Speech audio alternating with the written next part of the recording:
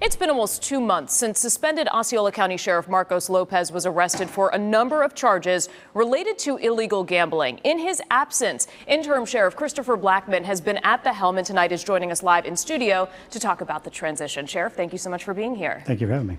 Take us back to that day. After all of that unfolded, you walk into the sheriff's office for the first time. How do you convince county employees that things are going to be different going forward? I just met with each section of the sheriff's office and spoke with them and assured them that we were taking over and there was no fear of their job going forward, and we would have to look at the sheriff's office in a whole to see what changes need to be made, if any.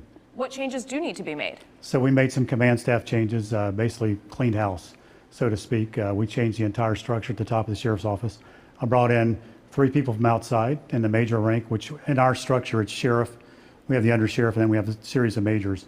So with 3 majors there currently, then we added a position to that. What do you hope that will accomplish?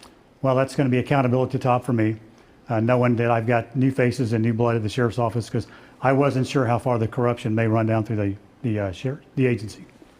How are employees taking this news? Are they receptive to the changes? Yes. As I was leaving today, I was stopped by a deputy leaving, and he said, "I don't know what you've done here, but it's been amazing. In 6 weeks, you flipped this place upside down. The morale is higher than I've ever seen it."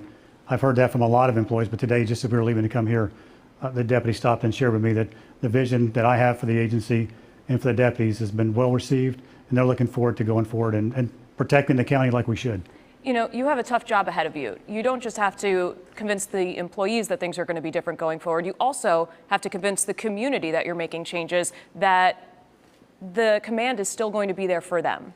Yes, our mission is that we'll protect everybody, and my focus is on kids and the elderly on both ends of the spectrum there. But for the county, the residents, we have asked for an audit, financial audit of all monies, and that's actually underway. It's in place. It's going to be probably a few weeks or months before we get the final product back. But I want to ensure all the taxpayers and voters of Osceola County, we're doing the right thing with their money and justify where the money's at. And if there are any issues, we'll let the county as well as the taxpayers know what's going on with it. So you will release the findings of the audit? Absolutely. And other than that, talk about response times and making sure that you're going to be there for the community in terms of if they need you in an emergency. Nothing has changed on that. Our response times are actually amazing at the sheriff's office. So there's been no reduction in 911 service. Actually, it's increased because we've got more deputies on patrol. We're in the process of hiring 40 more deputies currently. We've had employees that work for the sheriff's office that left because of the last administration, and now they've come back. They've reapplied to come back and work for us. You have 35 years in law enforcement yourself. How are you going to take your experience and transition it to this position now? It's actually pretty easy. It's just good leadership, and I believe in the golden rule, which is treat others the way you want to be treated, and it's leading from the top. And what I mean by that is getting out and meeting our civilian staff as well as our sworn staff and ensuring them that I have their back, but in response to that, I need their support coming back, and we're going to protect community at all costs. Any new community partnerships that you have in the works? We're working on stuff. We had a meeting at the sheriff's office a few weeks ago, and I had a faith-based meeting, and I thought we'd have 15 or 20 people show up. We had 75. So we're building a relationship with the churches of Osceola County and other community events. We did one Saturday. It was called I Rise with a church in Osceola County. There were a lot of people there, so we're building great relationships with the churches and some other community and civic groups. Going forward, your message to the community and the employees who work for you?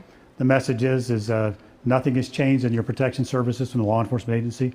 We're going to be fully transparent. We're going to build trust with the community to show them we're doing the right thing, and we're good stewards of the taxpayer money going forward. And if you make it through a few weeks, a few months on the job and more changes need to be made, you're not going to hesitate to do that either, correct? We will not hesitate whatsoever. Okay. All right. Sheriff, thank you so much for being here live in studio with us. Stuart, back to you. Thank you.